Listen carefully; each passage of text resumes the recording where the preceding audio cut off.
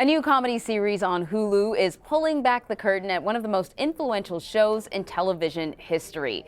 There's Johnny follows the life of a Nebraska teenager after he lands his dream job working for his hero, Johnny Carson. Good morning, Buttercup. Are we lost? No, I'm not lost. I work here. I mean, I'm supposed to work here. My name is Andy Clavin. I'm from Valentine, Nebraska. I have this letter here. It's a nice show. Uh-huh. I'm so sorry it's wrinkled.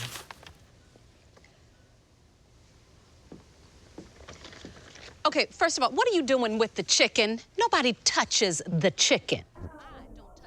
Well, the 7-part series takes place back in 1972 when Andy Calvin quickly falls into Hollywood's fast lane. And Paul Reiser is the show's creator, writer, and producer, and he joins us now. Nice to see you. Thanks for joining us. So creator, writer, producer, all behind the scenes. You get one of those hats that has it all hyphenated. It must have a pretty big, Yes. Brim or whatever there. Big brim. It's very fun to be behind the scenes because you get writing it and you get to have all these talented people and you just get to sort of make it. And this was a long labor of love. Yeah, tell me about this long labor of love. It's a great idea, great concept, all the things that have gone on behind the scenes at the Johnny Carson show. Tell me what drew you to this project. Well, I grew up like so many of my peers, like that was Mecca. You know, Johnny Carson, The Tonight Show was where it looked like the coolest party every night. Like he just has all these cool people, and as a wannabe comedian as a kid, like that's really where you want to be. And so the idea was, what if a kid just came wide-eyed and like didn't know anything, got thrown into this world? And so it's not a show business story. It's really about this 19-year-old kid who meets this little bit older 24-year-old woman, and it's two people finding themselves, and they couldn't be more different. He's this farm kid from Nebraska, which is why Johnny took a shine to him, because Johnny's from Nebraska. And she's this very Beverly Hills complicated woman. And it's their fictionalized story, but the backdrop is Johnny. We get to use these actual clips of Carson. You do use actual clips. Yeah, so when you watch it, and I keep getting tricked, I'm like, oh, that must actually be there. Yeah. Because there's Johnny. How do you choose what clips to use? I mean, because everyone must have their favorites. Well, that was the fun homework. We got to watch, just looking for fun stuff, and sometimes there were some clips that I remembered. There was one, the opening episode, we had a George Carlin clip, and I was a huge George Carlin fan, so you just go into the archives and you say, show me all the 35,000 George Carlin times. And we found this one great clip that actually fit the story. So that's part of the fun too, is how the stories affect what you actually see in the Carson clips, and sort of Forrest Gump-like in that way. So that's incredible access. I mean, did the Carson Estate say we're into this? That's what took a long time, is that we pitched this to our partner, Jeff Sotzing, who runs Johnny's, the Carson Company. And they're very protective, and they were, their first 7 times were always no, thank you. And then I just kind of nagged them. I pestered them over the years, and then finally said, yeah. And really one of the best parts of it to me, and what's gratifying, is that they trusted us enough to hold Johnny's legacy. I was on the show a lot, and Johnny was always very gracious to me and really helpful. So, there's nothing but affection for Johnny. So so this is interesting.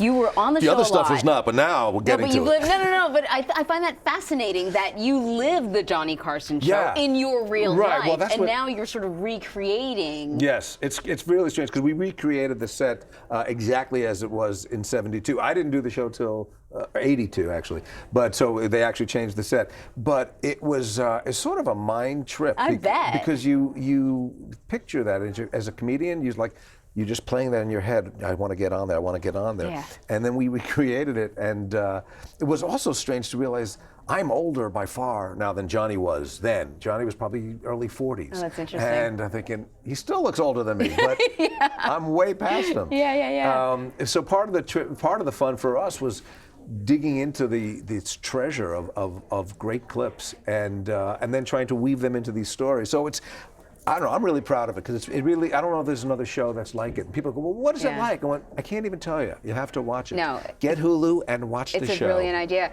No actual character, no actor playing Johnny Carson, though. Nobody plays Johnny. You never see Johnny Carson. You never see Johnny. Other than the real life, the clips from the show. Right. Why did you choose to do that? Well, that was my recollection when I was there. You on the show with Johnny, but And when you got there early, you didn't hang out with Johnny. He wasn't in the halls, but he was in he was in the air. Yeah. And you heard, go, Johnny's moving, Johnny's going to makeup, and like everybody would scurry out of the way. And he was a presence, and also everybody knows Johnny so well. So to have an actor play him would feel false. But so you'll see a clip of Johnny in the background. You have a blurry guy. Go, well, there's Johnny. Yeah. But he was more of a presence than an actual person. Yeah. And when you see him, it's so powerful. When you see Johnny in that shot, that's it. When his monologue, there was something so powerful and correct about that. It's like, yeah, that's where he lives. He lives inside that box there. So having, sat down with Johnny Carson in real life, do you feel like the mood that you're trying to create on the show, do you feel like you've succeeded in doing that? You know what I mean? Like being right in front of the man, you know what it's like. Yeah, well, the being in the set, it was, as I was saying, that we built it exactly, and we designed it, and there were times when we just sort of sit on Johnny's couch and we're sitting there going, oh, and we would have this flashback of, oh, I thought we're coming back from commercials. Like, no, there's no commercial. We're making a fake sheet show. Yeah. But it really felt real, and the fun part was taking what was actual footage of Johnny, but our world was made up.